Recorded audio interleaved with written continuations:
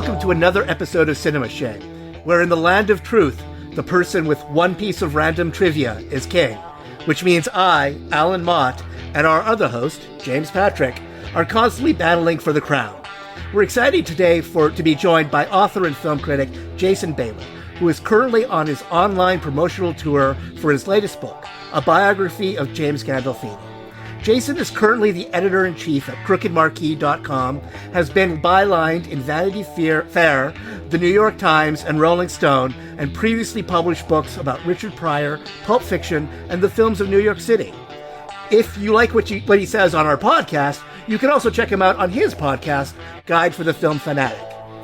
Per our established tradition, when authors are guests on the show, I'm taking on the role of Shamey, since Jason literally wrote the book on James Gandolfini, and we clearly wanted to talk about one of his movies.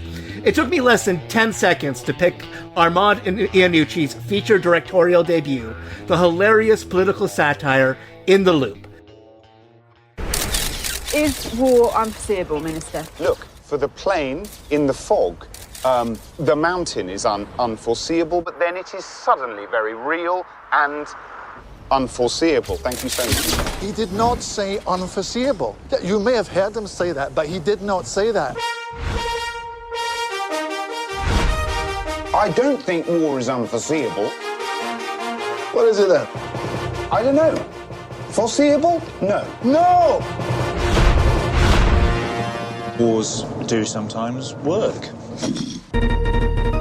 You know I'm against the war. Where is the intelligence? There is an informant. Iceman. Iceman. It's not, I don't name them. That is your career. We request carbonated and non-carbonated waters. You know, they're all kids in Washington. It's like Bugsy Malone, but with real guns. Thanks for joining us, Jason. Thank you so much for having me, guys. It's a real pleasure to be here, and always looking for an excuse to talk about this fantastic movie, which I feel like either you've seen it and you adore it and you've seen it 30 times, or you've never heard of it. Like, this feels like a movie that really has no kind of middle ground, in my experience, at least. I had actually heard of the thick of it before I heard of In the Loop. Like, I watched, I think... Oh, wow. I watched like half an episode of the thick of it, had no idea what was going on. It was completely over my head. Sure. And then like I sort of read something like, oh, it was based on this movie. And I never gave it another thought. But then I started watching Veep, and I became obsessed with it. And I've watched it beginning to end like at least 3 times now. Wow. So it was genuinely bizarre that I had gone back. And I love The Death of Stalin. Mm-hmm. So it's sort of like... that's why I said when I had the list of James Gandolfini movies to pick, this was the one that was like, oh yeah, this is obviously the one we have to talk about. Right. But before we get into that, I wanted to ask you, like having after having like your subjects being like Richard Pryor, the films of New York, and Pulp Fiction, what was it about James Gandolfini specifically that made you go, that's going to be my next book? I was sort of given the challenge by Jameson Stoltz, who runs Abrams Press, which is the publisher of the book. Abrams, which is more, they deal more in sort of your big illustrated coffee table kind of books, had published Fun City Cinema, and I had developed a really good relationship with them. So it was very much a question of, okay, what's next?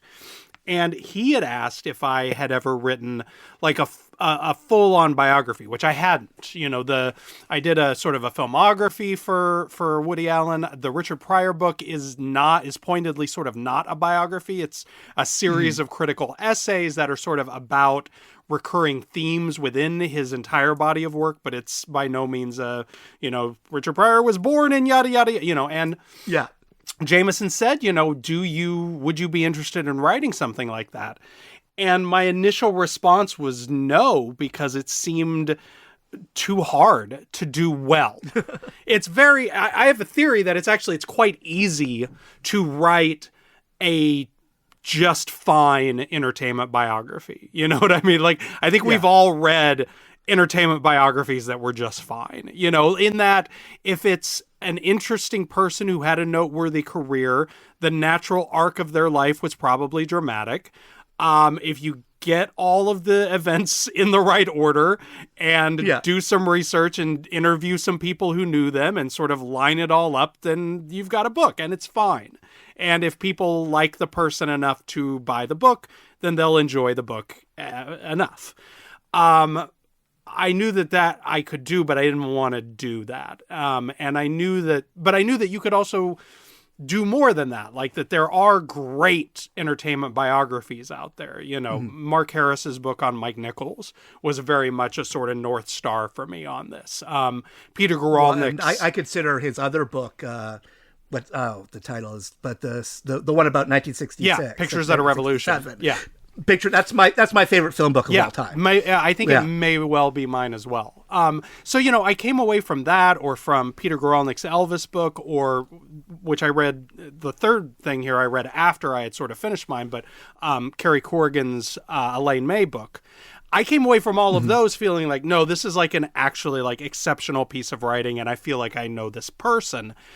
That seemed really hard to do. That seemed like a challenge that I wasn't sure I wanted to take on. And then I had that sort of moment as a writer who wants to grow where I said, well, if you're afraid of this, then that's why you should do it. And so that was sort of how we landed on the idea of doing a biography. At risk of giving you an even longer answer to your very simple question, initially the subject he had proposed was John Candy. And I actually spent several months researching that book before discovering that A, there was already another book in the works, and B, there was a documentary in the works that the family was involved in and that some heavy hitters were making, and basically realized that I wasn't going to get to anybody to talk to me. And so we kind of, it became a kind of back to the drawing board. Well, who else would you want to write a biography about? And that was when, you know, I landed on Gandolfini, mostly just out of... I've always sort of prided myself on the fact that I loved him and was into him before The Sopranos, that like I had been a fan from True Romance on. And so as a result of that, I had always felt like as brilliant as his work on The Sopranos is, I felt like it cast a sort of disproportionate shadow over the rest of the career. And I thought it would be interesting to write a book about him just as an actor, and certainly give that show its weight, but situate it within a wide variety of films and roles that he had done. And so that was kind of how it happened. Is this the podcast in which we get to talk about the Mexican? I would love to talk about the Mexican. I think we've all seen it, so technically we can't. I guess it's not the podcast where we do that then.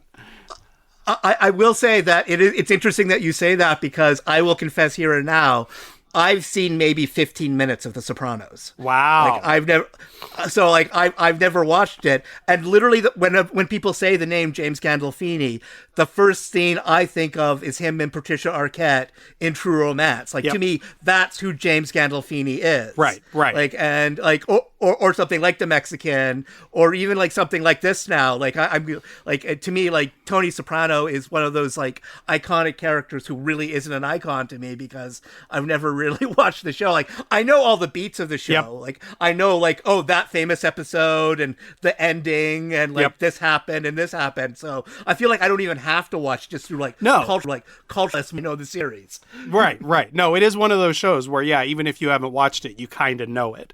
But yeah, that, you know, True Romance, that was the role that put him on the map. Like that was, according to his agent, who I, you know, interviewed, that movie, you know, came out, and the following Monday, the phone just kind of started ringing and didn't stop for the next 20 years, you know?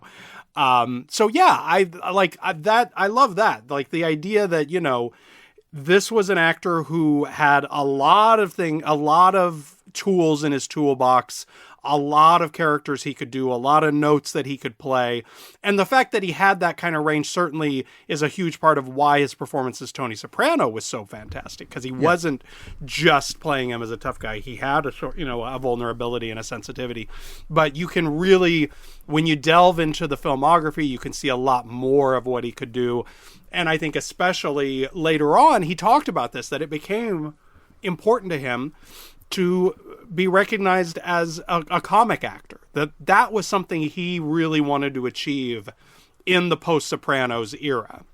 that when he went to the movies, he usually went to like goofy comedies, like I read an interview with him from like 2008 or 2009 where they asked, what kind of movies do you go see? He's like, I went to see The Rocker, with Ryan Wilson, he said, I'm the House Bunny. Like, I love dumb comedies, and they said, well, why haven't let's you? not say that the House Bunny is all that dumb. That's Yeah. There we go. I will disparaging I will House defend the Bunny. House Bunny to my death. Yeah. No, I mean, to be clear, he wasn't saying it in a, parentheses derogatory kind of way. Like, that's just, and the interviewer said, well, why aren't you in more of them? And he said, well, why don't they offer me more of them? Like, he really made an effort in that era to do more comic work. And that, I think, he's funny in, there's a movie called The Incredible Burt Wonderstone, which came out right before he passed, where it's a supporting role, but it's a scene stealer. He's really funny in that. He was terrific in the stage production of God of Carnage. But this, I think, might be sort of the best film representation of his ability as a comic actor. And so definitely from that perspective, it's a really valuable piece of the filmography. I can honestly say he probably made me laugh out loud at least 5 times. Yeah. Over the course of this movie. And also he has my favorite line in the movie, which is, and at the end of a war, you need some soldiers left, really, or else it looks like you've lost. Yes.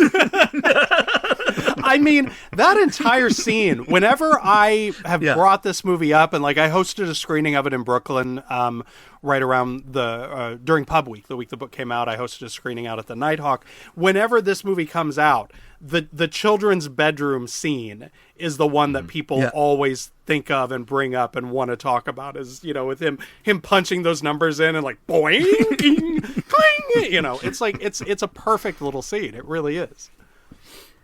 Well, to get into the movie proper, like the thing I find fascinating about Iannucci is that as chaotic and like you want to accuse them of misanthropy or like sort of like this hatred of like people are awful and just everyone's an asshole sort of thing.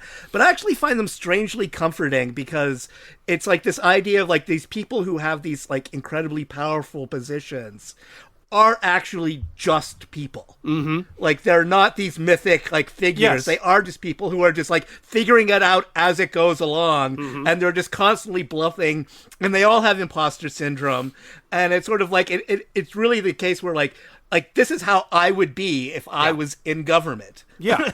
No, I mean, I think it's actually weirdly coincidentally significant that, and I don't know what your lag is between recording day and drop day, but we're recording this on the day where our president and his minion have been beefing on social media at each other all day, like really truly acting like children, like behavior I just want to clarify your president. He's going to pull the Canadian card out this here. This is a North American podcast. Wash his hands of the whole thing. Okay, very good. Congratulations. Anyway, today is the day that they've been really exhibiting behavior that I almost think would be at home in this movie, but no, I actually think 100%. More childish even than the people in this movie is the way that they've been carrying on today. So it's in that way sort of prescient. Like, I think that, this came out in 2009. So this is Obama administration. So this was still when we sort of labored under the delusion that government was run by smart people. Like, I think even through the Bush years before that, there was at least some sense that there were like some grown-ups involved. Well, it was a presentation somewhere. of competence. Like there was at least a facade. Absolutely. Well said. That everyone was competent and could fulfill their job to some ability. Yep. And the parodies that we've gotten over the years, the political parodies, have torn away the shine on our politicians. And it's been nice and funny and pleasant and playful. And when I saw this movie, I was like, oh, I just thought it was just an amazing assemblage of wordplay and a nice farce to go alongside the political commentary. And we get to 2025 and you're like, nope, this is our world now. This is what we're suffering through, and it's not nearly as funny as I thought it could be. Right, exactly. And to that end too, one piece of it that I think is worth mentioning, it's certainly like sort of first and foremost an Iannucci joint. Like this is his baby, his brainchild. It's a continuation to some extent of the thick of it. But also that one of the credited writers on this screenplay is Jesse Armstrong, who went on to create and run Succession. And I think, the Veep DNA is crystal clear in this thing. I mean, from even down to like reoccurring actors who popped back up. Well, it was funny because when Olivia Poulet's Susie came up, I was like, oh, she's going to be the Amy in this movie. Right. And then not realizing later on that, Anna Klumsky is the actual Amy movie. It's is in this movie. Oh, yeah. So actual Amy is, and I had to check. I ended up checking on IMDb to make sure that she wasn't playing the same character in Veep. That's why I say like Veep is like a spiritual sequel, because you get the sense that this could very easily just be like the British side of what is happening in Veep world. Right. Yeah. And the fact that we also had David Rash in this, who returned on Veep, and a couple of other sort Mimi of Kennedy was also in Veep. Yep. Like a whole bunch of people have. Yeah. Yep. Mimi Kennedy, who I was lucky enough to interview for the book, which we can go back to. But so there's all of that DNA. But I do think that the sort of the keen observation and sort of dramatization of just of the machinations of wealth and power that Armstrong would explore so brilliantly on Succession, that some of that is in here too. I think I don't think it's that much of a stretch to get from those two, get between those. And two. also, he just released Mountainhead. Right. Which, I didn't even know he was responsible for it. Oh, wow. But I watched it the day before. Oh, wow. I watched In the Loop. So that was like a double dose of and I feel like Mountainhead even hits the nail harder. Sure. In terms of like what is happening right now. Like, you can't go subtle these days anymore.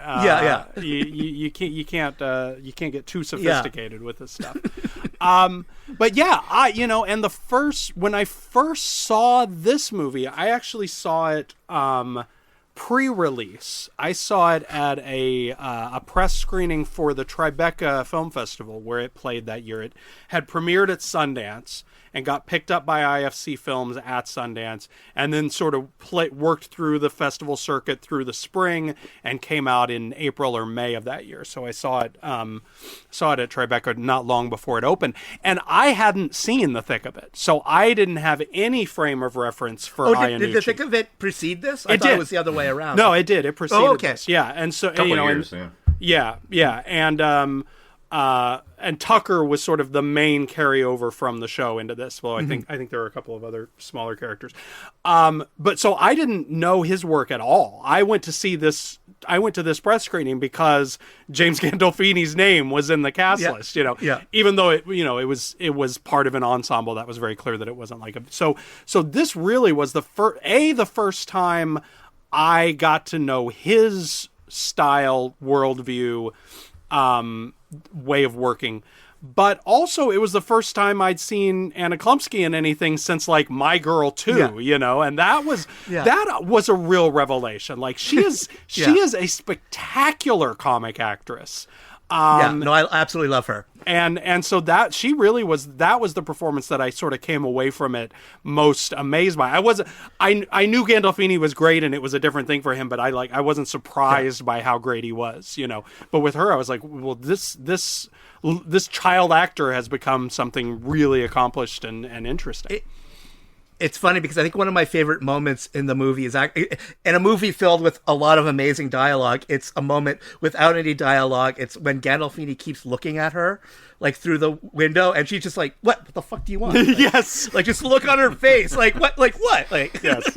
She's a tremendous nonverbal comedian. She can give you a lot with those reaction shots. Yes, definitely. I think a lot of the effect of the dialogue comes from reaction in the room, like the idle reaction, because we're given. I mean, it's shot in a pretty, medium, so we fill the frame with all the actors that are on in the scene, and we get to see a lot of the give and take, not only because of the dialogue, but because of all of the reactions that it incites in the actors. And that's where you can separate actors from being good and being great in a particular movie, because that nonverbal communication is often what makes the dialogue wicked or funnier, because we get multiple perspectives on the line, and it's not just a line that's a joke in a vacuum. We get to see how it plays off the other characters who are seeing it too. So and it was funny, what was it, talking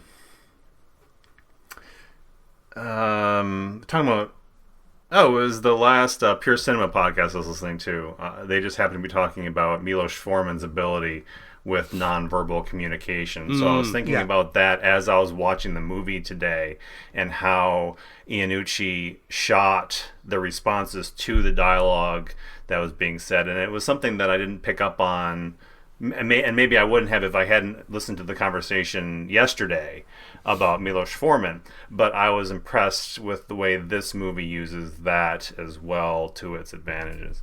Well, I mean, because of the way that he works, a lot of times those really are like genuine, fresh reactions, and the way that Mimi Kennedy described it to me was that that he asks actors to stick to the script on the first take, that on the second take he wants them to loosen it up a bit, like, stick to the same general idea but loosen it up a little, and then on the third to take it wherever it's going to go, were her words.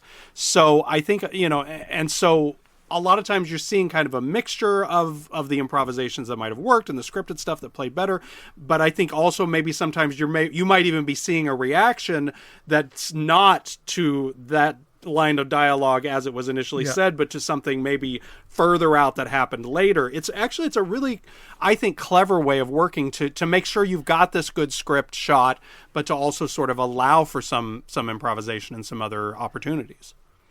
And this is the well-executed 40-year-old version. Right, basically. that idea of filmmaking and just... But what I find fascinating about his style is that it doesn't feel like a documentary. It doesn't feel like sort of like a Christopher Guest movie. Right. But at the same time, like it like parts of it, like you do feel like these are just real people interacting. But at the same time, the dialogue is too good. Like like they have a lot of brilliant actors, but those brilliant actors aren't coming up with those lines like off the top of their heads. Totally. Like these are clearly scripted. Totally. And so the fact that it's able to mesh. Yeah. Yeah. Especially the Malcolm Tucker dialogue. Like, I mean, those are just arias of vulgarity that like you actually... I wrote down symphony of vulgarity in my notes. There you go. There you go. You're not going on question time tonight. You've been disinvited. We've been prepping question time. Why wasn't I told about this? Why the fuck would I tell you about it? I've told you to fuck off twice and yet you're still here. You should tell me about it because it's a scheduled media appearance by this department's Secretary of State, so therefore it falls well within my purview. Within your purview? Yes. Where do you think you are? In some fucking Regency costume drama? This is a government department, not a fucking Jane fucking Austen novel. Malcolm. Allow me to pop a jaunty little bonnet on your purview and ram it up the shitter with a lubricated horse cock. Your swearing does not impress me. My husband works for Tower Hamlets, and believe me, those kids make you sound like Angela Lansbury. She's married to a bastard. So, you talked about talking with Mimi Kennedy. Like, what other notes did she have, like sort of like about the experience on working on this film, especially with Gandolfini? She said that really with him, she got a real, it's sort of charming, a sense of that he wasn't quite sure what he was doing just because he hadn't worked in like full-on comedy all that much, that it was a small film, and at one point she told me a story about that they were sort of off camera waiting for an entrance, and he said to her, "I don't know what I'm doing, do you? I don't know what I'm doing in this movie. I interviewed these military guys. I don't know what I'm doing." And she said, I don't know what I'm doing either. I'm right there with you. And he said, so nobody's ever going to see this shit, right? He said, nobody's ever going to see it. We don't have to worry about it, right? I mean, nobody's going to come, let's face it. And she said, nah, who the hell ever heard of me? So what? They're not going to see the movie. And with that, they sort of reassured themselves and walked in and did their scene. And that I found that story so sort of interesting and refreshing, just in terms of allowing themselves to loosen up enough to work in this sort of without a net kind of atmosphere. And that was sort of the way that he was going about the entire project. The other thing that she said was just that he was kind of like a naughty schoolboy, that he was always just sort of giggling and having a good time and really just tried to be in the moment with her and present in those scenes, because most of his scenes are with her. That was really his kind of guiding principle for this one, you know. She said he was a delight. He was a wonderful actor to work with, and she had a really great time doing the film with him. Yes, that's why you shouldn't run for office. Bimbo eruptions. Oh, come on, don't believe that shit. I'm not gonna run for office. I'm just trying to do something different. I know. It's one of the reasons I like you. I know you're passionate about education and housing and... Lingerie. There you go. Bestiality. I'd forgotten about that.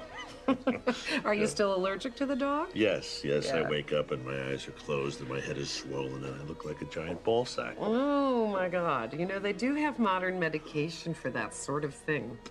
The thing that I think is really fascinating about his performance is that it is funny. It is, you know, he's got razor sharp comic timing. The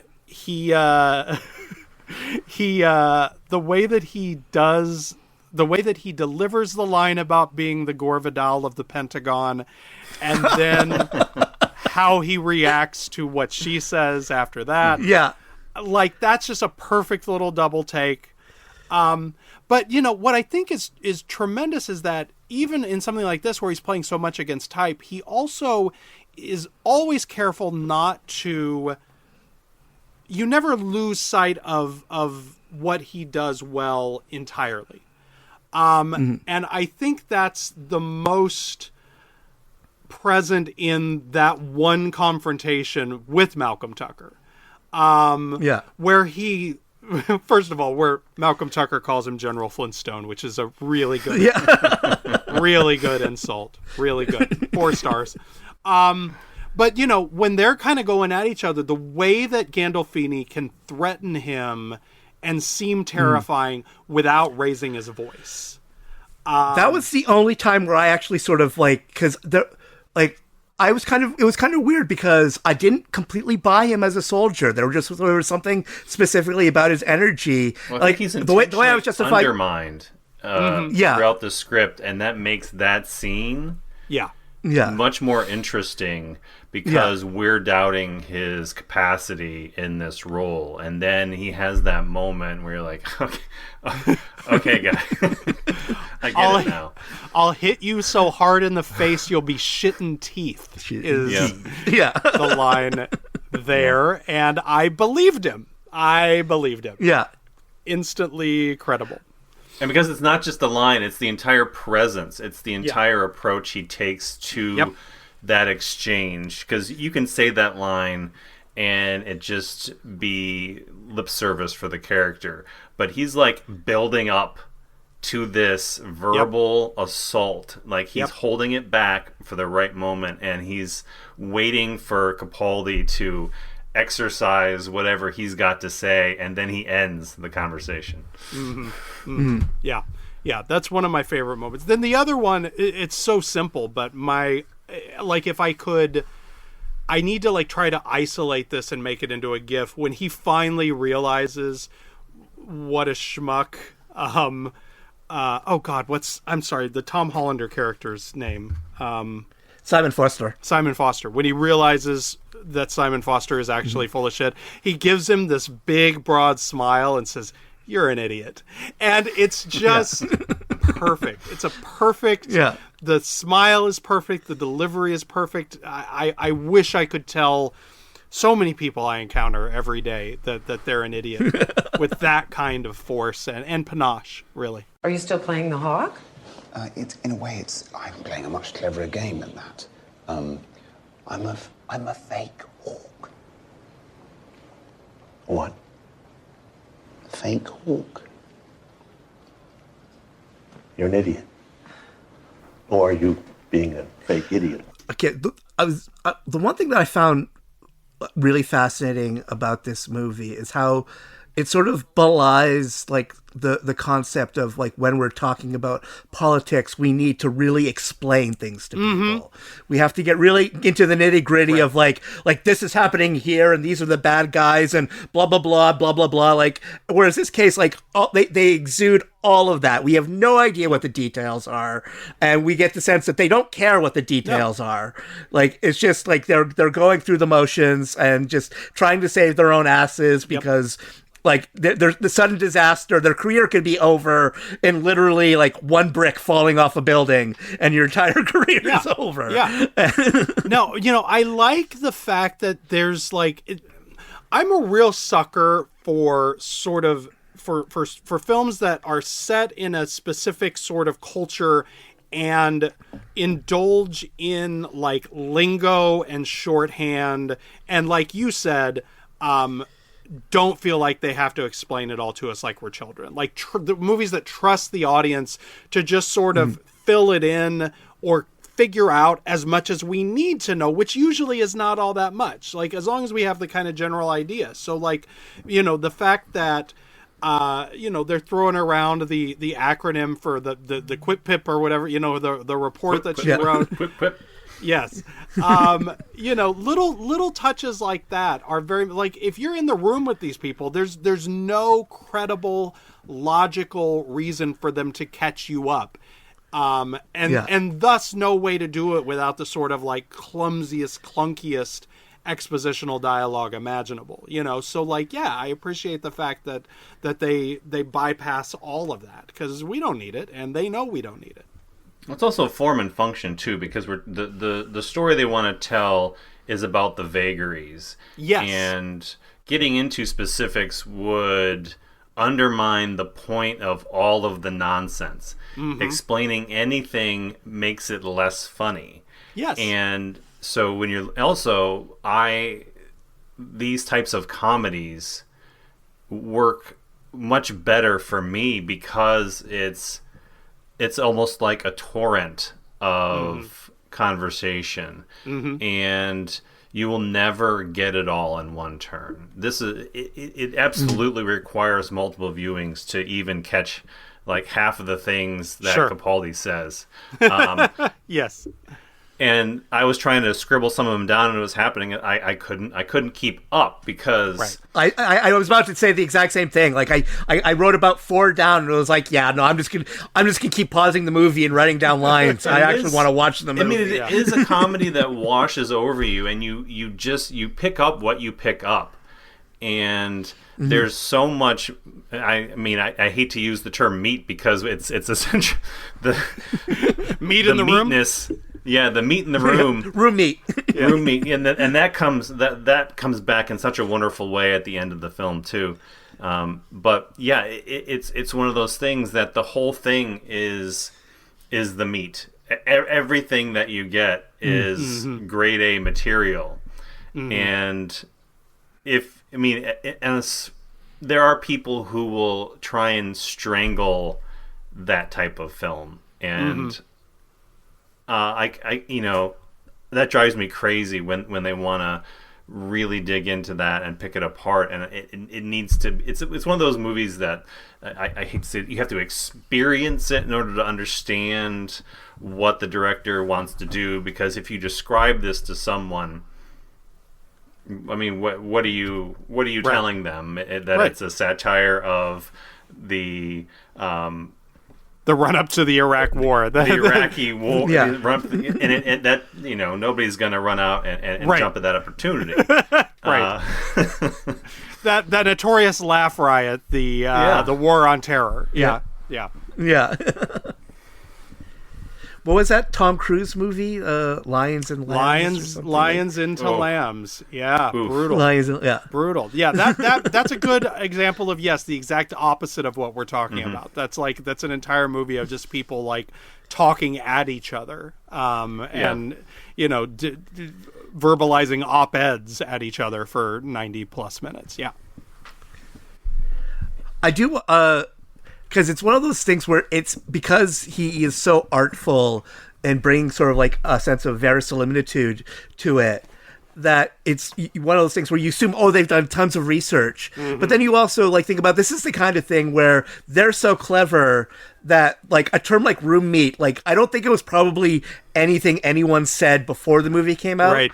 But after the movie came out, everybody started using that term. Like to me, it's like that level of clever where it feels like, they're stealing from real life, when in fact real life is stealing from them. It's so perfect. I mean, it's just such a perfect description of what he was doing there, and then bringing it back at the end when he said it's a massive abattoir of room meat. I was just, it is one of the most, and I remember the first time I heard that line thinking this is one of the most perfect lines of dialogue I've ever seen composed, like just the way it was used, and of course some hyperbole, but at the same time it is perfect for him to say that at the end of the movie and just bring it all back together.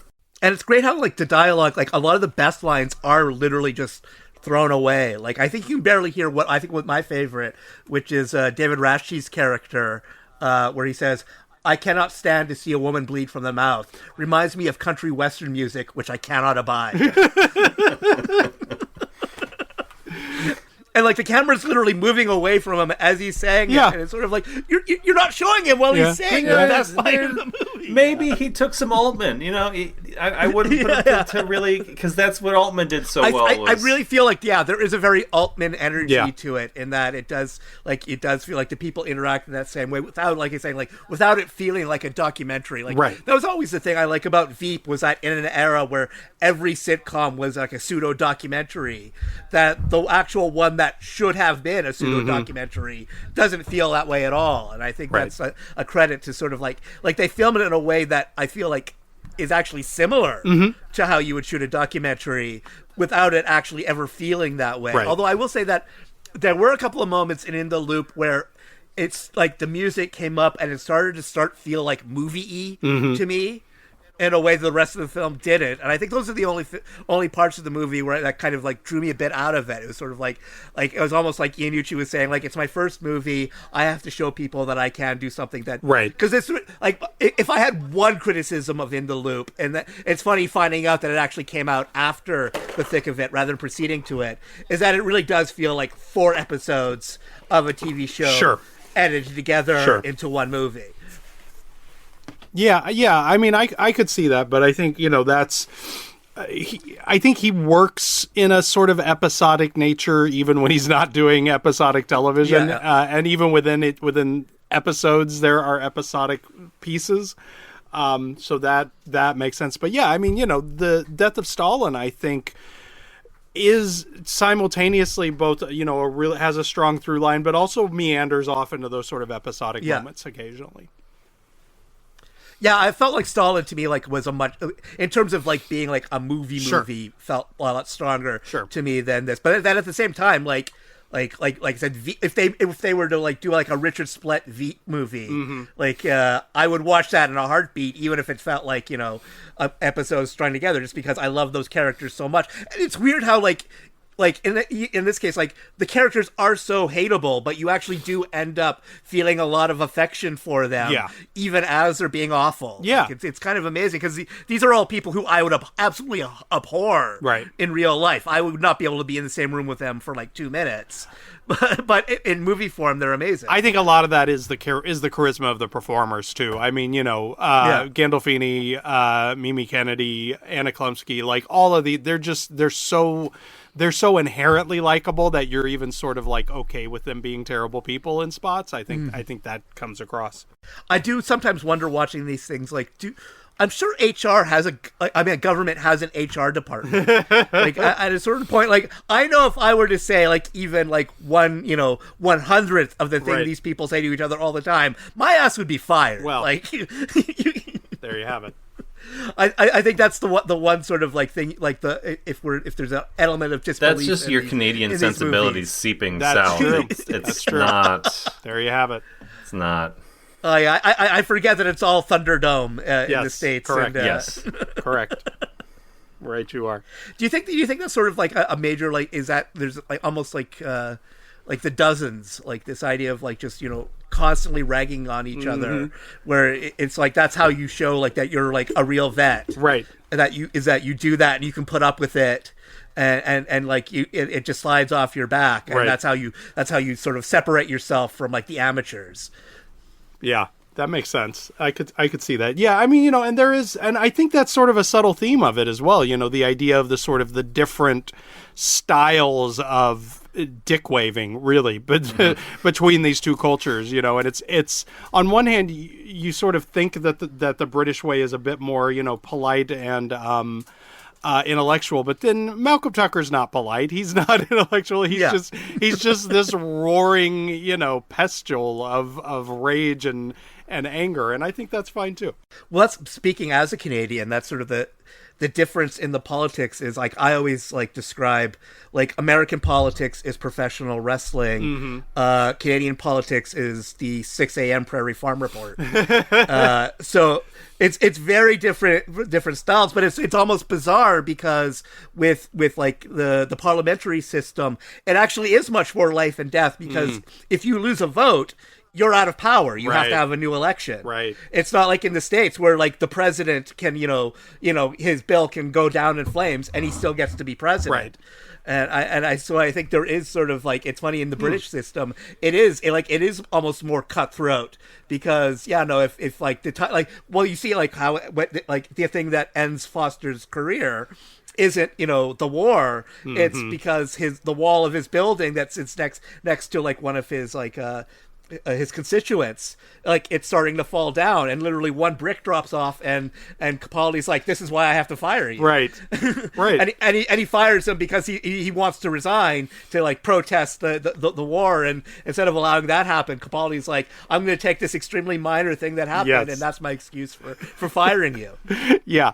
God bless Steve Coogan too, by the way. I know. I was about to say the same. I had seen 24-Hour Party People and a couple of other things the first time I saw that, but I was like legit stunned when he showed up for what is really quite a small role, but he certainly makes it's a small, makes a bit of a meal of it. Relatively. Well, I think he was still well known enough at the time that qualifies as a cameo. Yes, there you go. Rather than a small role. It's definitely a cameo for Britain. Like his TV fame had. Right. I mean, he was huge. And I didn't really catch wind of Alan Partridge until well after that wave had happened, and I had to catch up. So at this point, I knew him, but I still don't think I'd seen Alan Partridge. It wasn't until maybe 2010, 2011 that I really got into Steve Coogan again. And like I said, 24-Hour Party People I loved that film. But I hadn't really put the Coogan pieces together yet in terms of how big he actually was. Yeah. So watching it now for the first time in a long time and seeing Steve Coogan in this role, just a guy complaining about his mom's garden wall. Yep. I mean, it could come right down on her. That's true. It'd break the house. Could. She can't. She has a watering can. Yep. I was by this time he had already starred in Around the World in 80 Days. Oh dear! So he had like been the lead in like a major Hollywood studio film. Yeah, I didn't jump out to see that one though. You and most of the world, if I recall correctly. No, I was aware of him, but then I didn't really fully become super fan until the following year when the first Strip movie came out. And and that I think for a lot of Americans that movie was sort of a big revelation. That one I think was IFC Films as well. They were on a tear. Yeah, because I think that's probably the marker is when I saw the trip and I was like, and you knew sort of Steve Coogan, and this was a totally different level of acting than we were accustomed to. So then you're like, okay, now it's time to do the dive and figure out what this guy is really all about. Yep, definitely. And the penguin lessons was quite charming. See, I've not seen that one as of yet. Your constituency side wall is falling down. Your wall is falling into my mother's garden. She tried to call the office, but she was fobbed off. Fobbed off by your people. She's not Lord Snooty in a posh car or Madonna on a horse. Well, I find that sort of thing incredibly irritating myself. Well, I had we didn't talk about the Canadian line because I missed my opportunity to throw that in there a moment ago. But I want to go back to that moment when we were talking. And it's like, no, you needn't worry about the Canadians. They're just happy to be there. Yes, well, they always look surprised when they're invited. That was. I can say, speaking as a Canadian, that is 200% accurate. I gave it a back 30 seconds so I could listen to that delivery again and get that down for tonight because I knew it had to come up at some point. Yep. Yeah, no, it is like one of the cliches is that like a Canadian will, if like somebody mentions a celebrity who happens to be Canadian, we will always point out that they're Canadian. Like I actually, like, I was very good because you said like you were potentially working on the autobiography of John Candy, and the fact that I didn't go Canadian, right, like that is me like pulling everything inside me. I expected it. I was waiting. I felt in that case like he is so famously so obviously Canadian. I believe that Ryan Reynolds is actually producing that documentary. He is indeed. So like so that is like the most Canadian producing the most Canadian. Yes, very much so. I feel bad because sometimes we do like sort of recaps for like people who actually haven't seen the movie, but you really can't do that. I did the recap. It's like a vibe rather than a plot. What? I did the recap already. Yeah. No, it really is sort of like an example of just how you really like plot is very. Like, it is probably the least necessary element of a good movie if you have all of the other elements. Is this where we go on our spoiler rampage again and start talking about how there's no such thing as a real spoiler and shut up and watch the movie anyway? Yeah. No, there's going to be a war, and some people want it and some people don't, and they bicker at each other, and that's your movie. Yeah. And we actually have no idea like why some people are for it and why some people are against it. We literally have like you guys mentioned like the Iraqi war. Like I didn't even put that together. Like I think I had read something that said the word Middle East. You read something about the Iraqi war before I watched the movie. That was what... Yeah. No, I read something about In the Loop that mentioned like Middle East. Yep. And like watching the movie, like I don't think I would have gotten that if I hadn't seen someone like write it. Like to me, it literally could have been like they're planning on bombing Paris, right? Basically. Well, I mean, and everybody in the U.S. is watching them talk about the intel they can't find. Like, well, this is the Iraqi war, right, exactly. Yeah, this too, Iceman. This too is a lot of also sort of separation from when it came out. But like in 2009, you did not have to get terribly specific for us to pick up the cues as to sort of what they were alluding to. That's WMD's folks. That's the ones that weren't there. Yeah. Correct. Yeah. Correct. Yeah. And to that end, I think there are some, sort of parallels and avatars, and I think what's interesting about the Gandolfini character is he first comes on and you think he's sort of like a Norman Schwarzkopf sort of character, and then when he does his heel turn at the end, he's like, oh, he's Colin Powell, actually. Okay, good to know. Yeah. Good to know. Well, you already mentioned it, but the line about Gore Vidal, like, to me was like a fascinating character choice because we're saying like this is a guy who's like up on it enough to like know about Gore Vidal and to make it like a regular joke that he tells all the time, but doesn't know literally the one thing everybody knows about Gore Vidal. Yeah. And the hesitation, and when she says, "Yeah, I think so." Yeah, no, he's definitely like running through this checklist. No, yeah, I know he's gay. Yeah. He wrote Byron Breckenridge. Yes. Like, yes. You don't get gayer than that. Yes. Like, he wrote the gay scenes in Ben-Hur. Yes. Yeah, but I do. I love his reaction to that moment, and then also I didn't mention earlier the little the final little button on the thing was like, because I've been using that Gore Vidal line for years, like that. Yeah, perfect comic timing. I've been a soldier my whole life. Yeah? What do you mean I'm not a soldier? I'm a soldier. Look at the uniform. What do you think, I'm one of the fucking village people? When did you shoot a guy last? What, just because I haven't shot someone in 15 years, I'm not a soldier? You know, the Army doesn't make you drag some bullet-ridden, bloody corpse into the Pentagon every 5 years to renew your soldier's license. Stand by. Going to air. Stand by, Phil. 5, Stand by music. 4, Stand by now. 3, 2, 1. And speed up.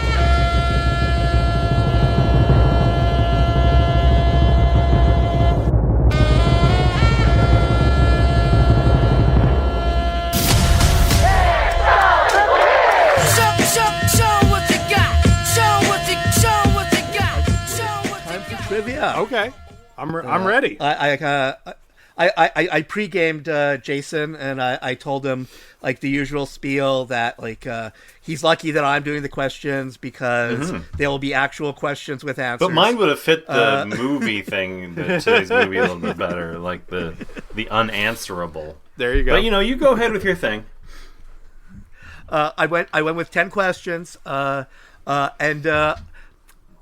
I feel like I'm dealing with pros here, so I think you'll get them pretty easily. I'm actually quite nervous now. Now because I'm going to look like a real schmuck if you're like asking me trivia about like a movie that I put in a book that I wrote. Okay, but it's okay because some of them are just baiting me too sometimes, so it's not necessarily all on you. Good to know. You've already. In the course of this episode, you've already said the answer to one of the questions. So you're definitely getting at least one question right. For Good sure. to know. Okay, are we competing against each other or are we collaborating? No, you're competing together. So right. It's a collaborative effort. If you know it, say it. Yeah, and or if don't let James get it. There we go. Yeah, don't let me answer anything. In The Loop, James Gandolfini plays a lieutenant general. In what other films did he also play a military officer? Oh, well, I know this one. Well, certainly The Last Castle leaps to mind. Maybe depending on your definition of military, but he's the head of the CIA in Zero Dark 30. So, no, we're not going to go with that. No, I didn't count that one. I only counted ranked soldiers. Ranked soldiers, okay. Ranked soldiers. Crimson Tide. You've got half of them. You've got 50%. There are two, and you've got 50% of them. Crimson Tide? Yep, Crimson Tide is the other one. There we go. Yeah, he played a lieutenant in Crimson Tide and a colonel in The Last Castle. There we go. Number 2. Gina McKee is probably best known today for her role as one of Hugh Grant's friends in 1999's Notting Hill. Oh, yeah. What 80s cult film did the two of them also previously appear in? Oh, boy. Okay. 80s cult film. Are they both in Lair of the White Worm? They are both in Lair of the White Worm. She plays a nurse in it. Yeah. We actually didn't mention her, but actually I thought she was a really good... Like, She's not in the movie a lot, like not nearly as much as I wanted her to be in it. But I think she really sets the tone at the beginning. Like she's almost the only voice of reason in the room. Yeah. Like she's the anchor around which all of the nonsense is kind of swirling, and she's shrugs and exits the room. One of my favorite things in the movie is the scene where the girlfriend catches him that he cheated on her with Anatomsky and confronts him about it while they're at drinks together, and her and the other guy are just sitting there like laughing at him and laughing at his terrible excuses. That is such a cringe-inducing like social moment, and just the way that she's laughing at him in that scene is just like mwah, perfect. Well, I the scene that I loved was, and where I fell in love with the character, is where Peter Capaldi like rushes in the office and tells him to fuck off, and she just stays there, and he keeps telling her to fuck off over and over again, and she doesn't move, and it's like, I love you, like you're exactly like she's the one character in this movie I think I actually would want to hang out with. I agree. Agreed. Before becoming a famous child star via her roles in the two My Girl movies, Anna Chlumsky made her film debut in this John Hughes comedy. Oh, boy. Uncle Buck. Yeah. Yeah. Wait, what? Bringing us back to John Kennedy. Wait, what? Who was she in Uncle Buck? It's like student sort of thing. Oh, like She was okay. probably like glorified extra. Okay. But it is her first credit on IMDb. The only reason I know this is because we were going through all the essential watches with my daughters, and we watched My Girl because I hadn't seen it since the theater. Probably, I'm like, hey, let's throw this one on and really scare them straight. Stay away from no bees. And Uncle Buck, one of them got into Uncle Buck and just had it on. And shortly after, I was just like in the room and saw her. Mm-hmm.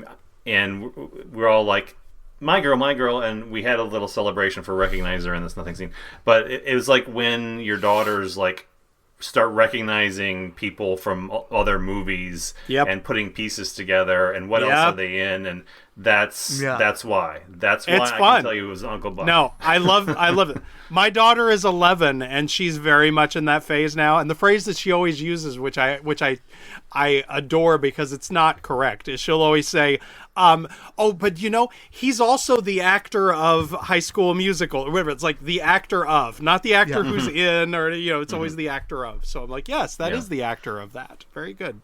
Very good, my little nerd. I know when I was a kid, one of my favorite things, because I was such a, even as a young age, as a pop culture nerd, was like watching the opening of something like The Love Boat and going like, how many of these like C-list celebrities do I know? Right. Like, how many of these names do I recognize? So you're sitting there glued to the television, throwing out Alan's favorite trash movies from the 70s. Yep.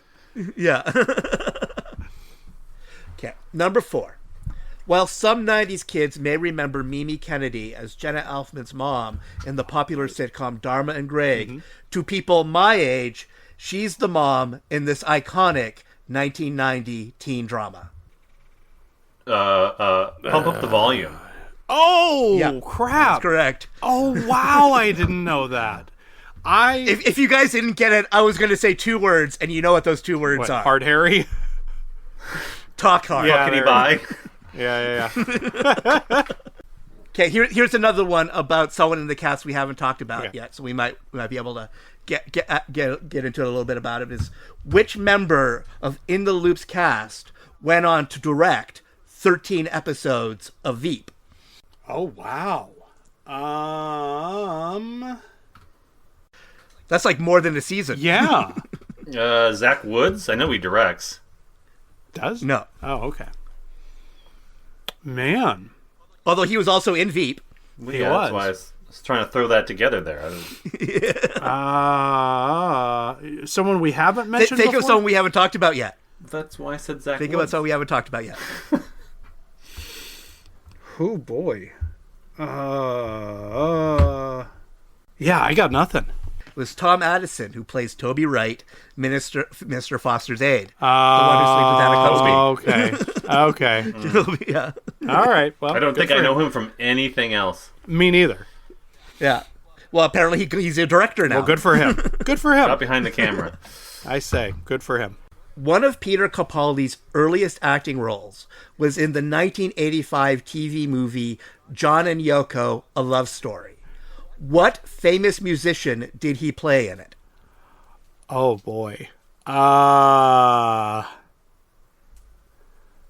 I even saw that movie when it first aired, but I'll be damned if I remember who I didn't know who he was. Based on who the character is, he would have had to have been. He couldn't look anything like he looks now. Because based on how he looks like now, I would never cast him in this role in a million years. So, okay, I'm going to ask for a hint. Was it one of the Beatles? You have a 1 in 4 chance of guessing correctly. Okay. Actually, 1 in 3, because he didn't play John. He didn't play John. My initial response was McCartney, but that... You got 2 more guesses. Well, see, that's it. I'm going to go Ringo. It was George Harrison. He played George Harrison. But see, that was the one that felt obvious to me. Saying, he threw me totally off. Yeah, that was a bad clue, man. Role. Like, he's George Harrison. It's he couldn't have played it. When I watched Peter Capaldi for 146 for an hour and 46 minutes in this movie, it never, ever once occurred to me, this guy would make a good George Harrison. Was it the lack of sitars? I'm really not sure what you're grasping at here. Okay, this is the one you've already said the name of. So, like, Steve Coogan's cameo in The Loop came about because director Armando Iannucci was a writer on the first TV show based on the obnoxious fictional talk show host Coogan originally created. Who is that character? That's Alan Partridge. Yes, very good. Partridge. Yep. Yep. In The Loop co-writer Jesse Armstrong was one of the credited co-writers of a poorly reviewed 2020 dark comedy remake of a much more successful 2014 Swedish film. Name both films. Force Majeure, Downhill. That is correct. And I didn't get great reviews, but like as I was looking this up, I saw the trailer for it. It's like, I should watch I liked this. Downhill. It's weird that it is not as good as Force Majeure, but I liked it quite a bit. And Will Ferrell and Julia Louis-Dreyfus are very good together in those kinds of roles. I think it's worth seeing. Yeah. Well, even like just seeing that it's by like the guys who won the Oscars for The Descendants, right. like Rash and the other guy, like Faxon. Yep. Like it's sort of like that just had me curious too, and it's sort of like that's one that sort of I think it was because like I hadn't seen Force Majeure either, right? So it was sort of like, well, I have to watch two movies because I don't want to watch like the American one first, right? Heaven forbid. Famed character actor David Rashi appeared in this 1989 supernatural Larry Cohen comedy that featured the last performance by this legendary screen performer. So you want the name of the movie and the name of the legend. Wicked Stepmother, Bette Davis. That is correct. That's a famously troubled production where she quit halfway through. And they replaced her with that famous Bette Davis lookalike, Barbara Carrera. Right. Yes. Yeah. But this actually came up on Blue Sky not too long ago, and I looked it up, and it turned out that Barbara Carrera was always going to be in the movie. The idea was in the original script, Bette Davis's character turned a cat into Barbara Carrera. But once Bette Davis left, he decided, I'll just turn Bette Davis into Barbara Carrera. You know what? Larry Cohen... So it wasn't the total, like, left, like, how the fuck did that happen sort of thing like that. Larry Cohen at that point was, 20 years deep on how to make a no-budget movie and turn your flaws into virtues. Good for him, I say. Okay, this is the last question. Right. I think you guys did really good. This is the most random of the questions, but I couldn't not do it. All right. At one point in The Loop, James Gandolfini's character is surprised to learn that famed writer, sometime actor, and public personality Gore Vidal was gay. What is the screen credit Vidal received for his work on the infamous 1979 X-rated historical drama Caligula? Oh, God. I know this story, but I don't know what the pseudonym was. It's not a pseudonym. His name is in it, but he's given a very specific credit. Oh God, not even a credit, like an acknowledgement. I used to know it's some weird, like based on an original story. I can't remember what it is, but it's very convoluted. Do you have any idea? No, I don't know. Adapted from an original screenplay by. Yes. Great sign when you see that come up in the credits. Smooth sailing from there on out. What Oscar category would that be? Right. Aye. Well, thanks for coming, Jason. We are really glad we really finally got a chance to correct a very serious cinema shame in my life. I'm going to have to probably go on my fourth go round of Veep and try and track down The Thick of It and watch that too. Like, I'm genuinely shocked that the series came before the movie. I think I actually maybe like I'll make me really excited to catch the series now. Yeah, it was sort of the bridge. Your takeaway was going deeper on this, and I'm just going to go watch Alan Partridge again. I think There you go. Alan Partridge is one I've tried, but he's just one of those characters where he's just so awful that I just have to turn away. I can't be in the same room with him. I do love his Kate Bush cover. I mean, that is iconic. I will give him that. You're doing James Bond wrong. Like, that has become iconic. I don't think I've seen that one. I'll have to check that one out. He's explaining the entire premise of The Spy Who Loved Me to idiots in a camper, and he just starts screaming at them. And I guess you haven't seen Alpha Papa either, which is sort of related to the current movie that we're discussing. Right, yeah. No, which one is that one? I don't even think I've heard of it. That's the film. Mm-hmm. The film that was made, what was it? Not long ago. I mean, 6 years ago? Something like that, maybe? Yeah. Because it... but I think Iannucci has like a screenwriting credit? Screenwriting credit on it, yeah. Yeah, that sounds right.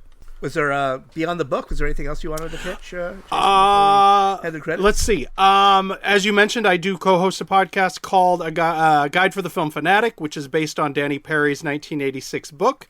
And every week, me and my co-host Mike Hull ask a guest to pick one of the 1,600 plus must-see movies in that, and we spend an hour talking about it. It's a fairly new show that we just started a few months ago, but so far it's been a lot of fun and well-received.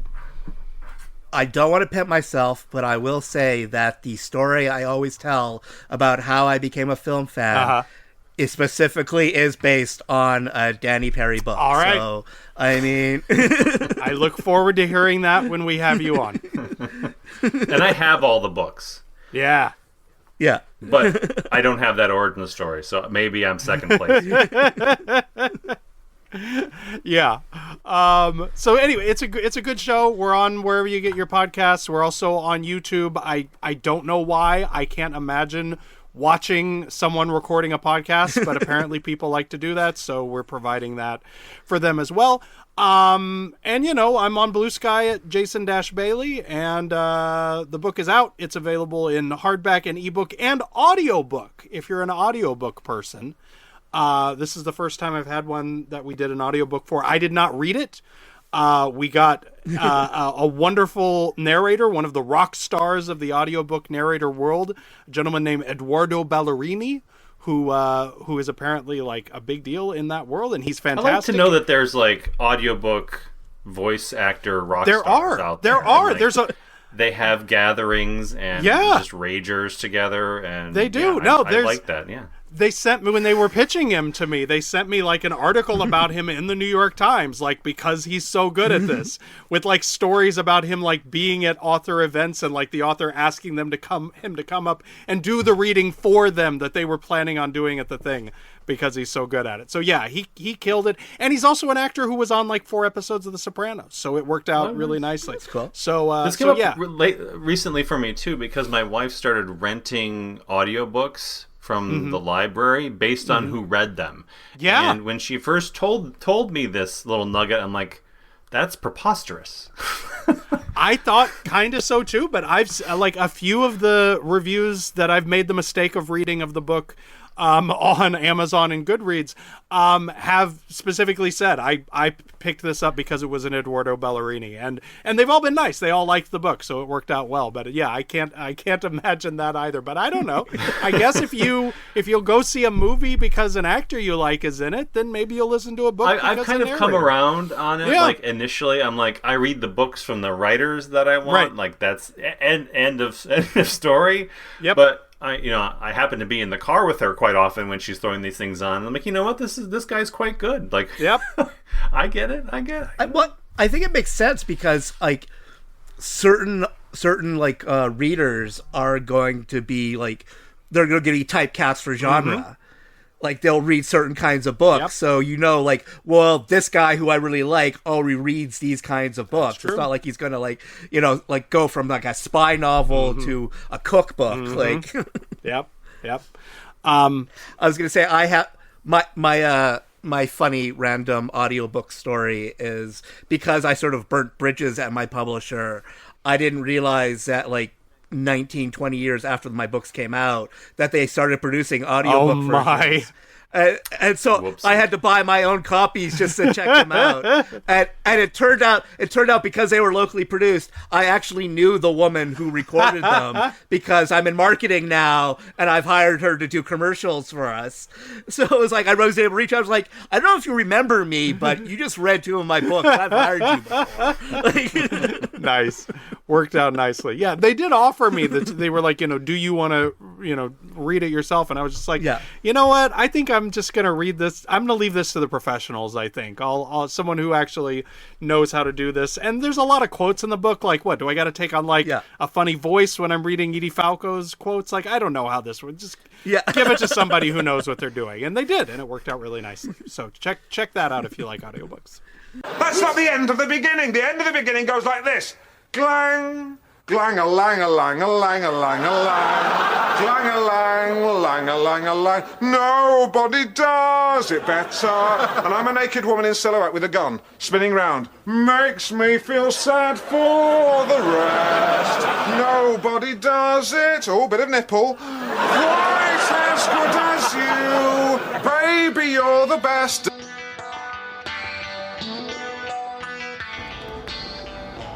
This episode has been brought to you by PWIT PIP. PWIT PIP. Because the only thing keeping us sane in 2025 is the recognition that things have almost always been a little fucked up. Thank you for listening to this episode of the Cinema Shame Podcast. If you haven't already, poke that subscribe button and leave us a review on your podcast provider of choice. It's not just stroking our fragile egos. I'm told these comments help boost the show's presence in the algorithms that foist information into everyone's face. And we wouldn't mind being foisted into more faces. Tune in next week when you'll hear Allan say, that has always been the thing that has bothered me the most about comic book movies, is that they are so obsessed with the beginning, middle, and end format of a standard screenplay, is that they forget the fact that the joy of comic books is that it is an eternal middle.